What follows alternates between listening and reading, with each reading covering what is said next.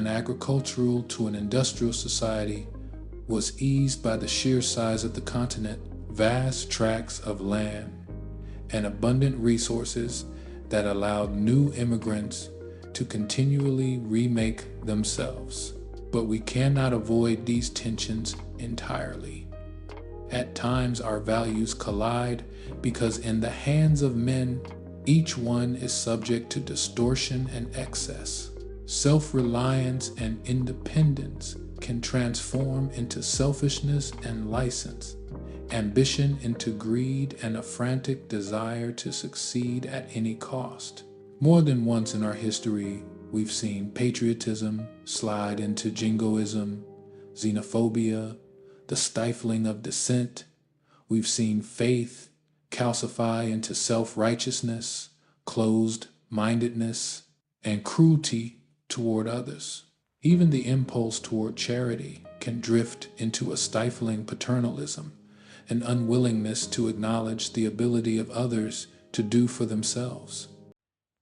For the first time in my career, I began to experience the envy of seeing younger politicians succeed where I had failed, moving into higher offices, getting more things done. The pleasures of politics, the adrenaline of debate, the animal warmth of shaking hands, and plunging into a crowd began to pale against the meaner tasks of the job.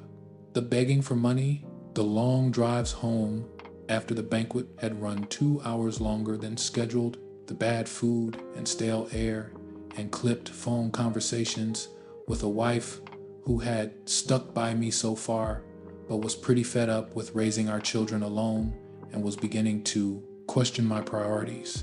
Even the legislative work, the policy making that had gotten me to run in the first place, began to feel too incremental, too removed from the larger battles over taxes, security, healthcare, and jobs that were being waged on a national stage.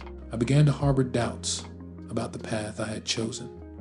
I began feeling the way I imagine an actor or athlete must feel when, after years of commitment to a particular dream, after years of waiting tables between auditions or scratching out hits in the minor leagues, he realizes that he's gone just about as far as talent or fortune will take him.